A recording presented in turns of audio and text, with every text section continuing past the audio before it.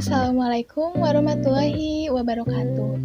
Saya Puspita akan menyampaikan pembahasan mengenai industri jasa keuangan Islam non-bank. Pada umumnya, seringkali kita menjumpai jasa keuangan baik yang sifatnya bank konvensional maupun bank syariah. Namun, pernahkah kita sadari bahwa ternyata selama ini kita juga sering berhubungan dengan industri jasa keuangan Islam non-bank? Oleh karena itu, mari kita sama-sama mempelajari mengenai industri jasa keuangan Islam non-bank. Keuangan syariah di Indonesia merupakan bidang kegiatan yang berkaitan dengan aktivitas di industri asuransi, dana pensiun, lembaga pembiayaan, dan lembaga jasa keuangan lainnya, yang dalam pelaksanaannya tidak bertentangan dengan prinsip-prinsip syariah.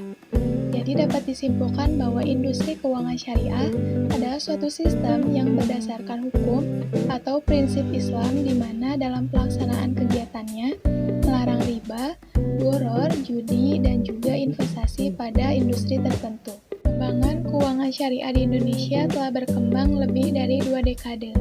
Diawali oleh perkembangan industri perbankan syariah pada tahun 90-an, kemudian disusul dengan perkembangan asuransi syariah dan pasar modal syariah. Sebenarnya, bagaimana posisi industri jasa keuangan Islam non-bank Indonesia pada pasar global? Nah, dalam Global Islamic Finance Report 2019 terbaru, Indonesia berhasil mencatat skor 81,93 pada Islamic Finance Country Index 2019. Dengan skor tersebut, Indonesia berada di peringkat pertama dalam pasar keuangan syariah global, naik melesat dari tahun sebelumnya yang ada di peringkat ke-6. Terdapat 4 bidang utama pengembangan ekonomi syariah, dimulai dari peningkatan efisiensi keuangan syariah hingga pembentukan Badan Penyelenggara Jaminan Produk Halal atau BPJPH. Kita beralih ke takaful atau kata lain dari asuransi syariah yang merupakan sebuah sistem di mana para peserta mendonasikan sebagian atau seluruh kontribusi atau premi yang mereka bayar untuk digunakan membayar klaim atas musibah yang dialami oleh sebagian peserta. Nah, jadi asuransi syariah ini diselenggarakan berdasarkan prinsip usaha saling melindungi dan tolong-menolong antara sejumlah pihak serta dilaksanakan dengan akad sesuai syariah. Selanjutnya, terdapat perbedaan antara asuransi syariah dengan asuransi konvensional, di mana di sini berdasarkan konsep asuransi konvensional berfokus pada pengalihan risiko dari tertanggung pada penanggung, sementara asuransi syariah berfokus kepada berbagi pengalihan risiko dari tertanggung kepada penanggung.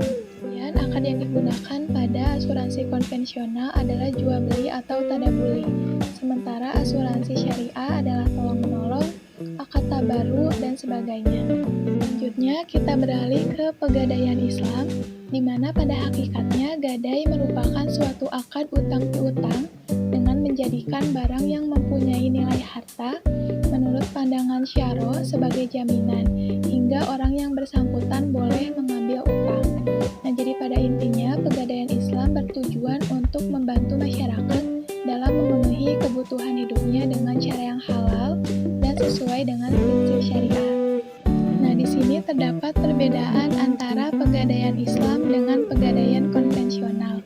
Kita bahas dari sumber pendapatan, di mana pegadaian konvensional berasal dari bunga pinjaman yang dibebankan kepada nasabah. Sementara pendapatan pegadaian syariah berasal dari penjualan emas, biaya penaksiran, safe deposit box, dan biaya dari pemberian jasa sertifikasi. Selanjutnya, Baitul Mal wa Tamwil atau BMT yang merupakan padanan kata dari Balai Usaha Mandiri Terpadu. Nah, BMT ini bernaung di bawah pembinaan Departemen Koperasi dan Usaha Kecil dan Menengah. Nah, secara umum, hukum BMT ini berpayung pada koperasi, tetapi sistem operasionalnya tidak jauh berbeda dengan bank syariah. Selanjutnya, dana pensiun merupakan sekumpulan aset yang dikelola dan dijalankan oleh suatu lembaga untuk menghasilkan manfaat pensiun. Nah, pada industri keuangan Islam, dana pensiun dilaksanakan berdasarkan prinsip-prinsip syariah. Modal syariah pada prinsipnya ini sama dengan pasar modal konvensional. Bedanya terdapat pada produk, akad, melihat mekanisme transaksi dan kegiatan usaha yang didasarkan pada prinsip syariah yaitu fiqh muamalah berdasarkan Al-Quran dan hadis. Di sini juga terdapat 3 produk pasar modal syariah yaitu saham, sukuk, dan reksadana. Terdapat perbedaan antara pasar modal syariah dengan pasar modal konvensional. Di antaranya, instrumen yang digunakan pada pasar modal konvensional adalah saham, obligasi, instrumen yang bersifat turunan atau derivatif opsi, ataupun juga reksadana. Sementara pada pasar modal syariah ini menggunakan instrumen yang bisa diperdagangkan, yakni obligasi syariah, reksadana syariah, dan juga saham. Sekian yang dapat saya sampaikan. Terima kasih dan semoga dapat menambah wawasan baru bagi kita semua. Sampai jumpa. Wassalamualaikum warahmatullahi wabarakatuh.